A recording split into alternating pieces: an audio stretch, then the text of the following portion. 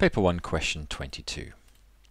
We're going to go to the calculator page, and we're just going to define this polynomial. I'm going to call it P of x, but it's also got a couple of other unknown values, a and b. So it's actually got three parameters we're going to be playing around with here. So that's my polynomial. I'm going to define it by pressing Control Template to get colon equals, and I'll just type in what I've been given there. So 6x cubed plus 7x squared plus a times x, remember to put the multiplication sign in there, plus b. Now we've been given a couple of bits of information. We're told that x plus 1 is a factor, so that must mean that p of negative 1 of whatever a and b are, that should equal 0. So if I put in negative 1, I get the answer 0 out. Now I'm going to press enter here and it's going to give me an error because it doesn't know what a and b are, but I'm just keeping an idea of what my thoughts are. And we're told the remainder when it's divided by negative 2, so that means when I put in positive 2 and whatever a and b are, the value is going to come out to be 72. That's effectively what's going on here. And again, when I press error, it's going to give me enter, it'll give me an error. Now effectively I've got simultaneous equations here in a and b. So what I'm going to do is I'm going to do menu, algebra, solve system of linear equations. I've got two equations here. They're in terms of a and b. I'm going to go down to OK, and I'm just going to go up to highlight the first one, press enter and it pastes it in. For the second one, I'm going to highlight it, I'm going to press Control C to copy, and then back down to the gap where I want to put it, and then press Control V to paste. Saves a lot of retyping. And so now when I press enter, it'll solve it for a and b, and it works out that a is negative 1 and b is equal to negative 2. Now what I can do is I can double check some of this information, and it says hence factorize the polynomial completely. So what I'm going to do is I'm going to define a is defined as being equal to negative 1. It's probably just quick to type it in like so. And b is being defined as being equal to negative 2, like so. And so if I wanted to fully factorize this polynomial, I can use the polynomial tools. And if I go to algebra, polynomial tools, and find the real roots of the polynomial, if I press var for my pull up the defined variables, and there's my function p. It's in terms of x and a and b. Now a and b have just gone bold here because it knows the values of them. It's the one we've just defined them to be of negative 1 and 2. I need to move outside of this and tell it to do find all the roots of this polynomial in terms of x. And it tells me that one of the roots is plus 1.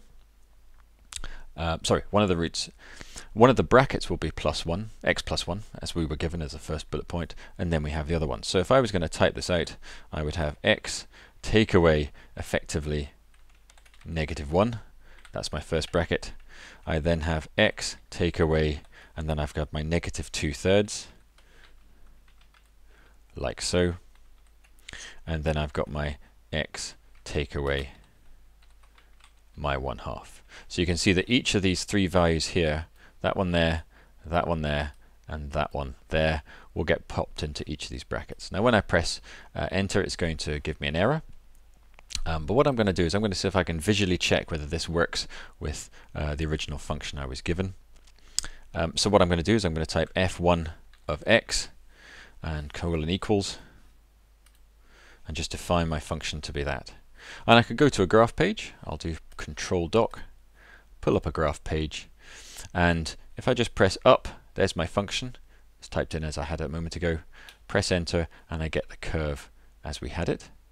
I should also be able to do p of x, a, b, and this curve should fit exactly on top, and it doesn't.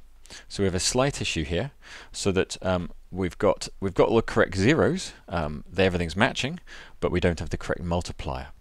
If I press Control T, you can see that the numbers are slightly out of scale, but that they should cut the x-axis at negative 1, as they both do. So it's just a case of finding out the scaling of how to make the black one more like the red one. Now if we look at some of the numbers here, we've got 12, we've got 72, there seems to be a factor of 6 different. Let's just go down and see if there are any other nice numbers. Is this number multiplied by 6 that number? I think it might be. Let's just go and see if we can find some other small numbers to help see what's going on more clearly. We've got negative a third multiplied by 6 is -2. So it looks as if we have to do a multiplication or a division by 6. So what we can do, a bit of trial and error, I'll Control T that back. I want to make the black graph like the red graph, and so therefore I think I'm going to have to multiply it by 6.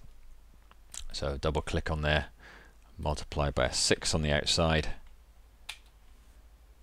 and it does seem to fit on top. Let's just press Control T, and yes, all the numbers now match up.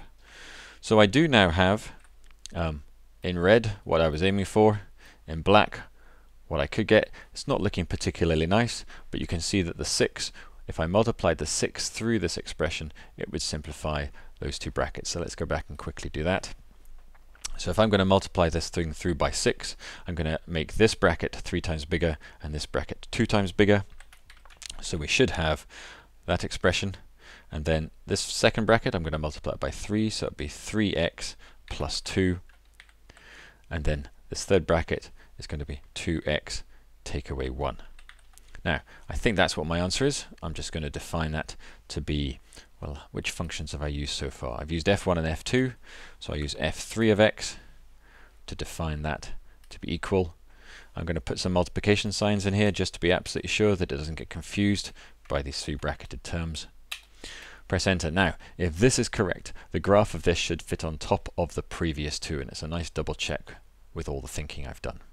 So let's go back to the graph page, let's press tab, go up to f3, let's press enter.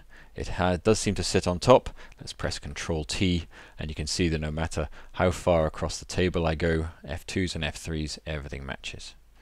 So this expression which I have for f3, if I go back to this page, it more clearly see that is the fully factorized polynomial. Rather a long way round, but it does see the direct connection between graphs and the algebraic terms. And we also have the issue of using simultaneous equations to find the value of a and b. We're done.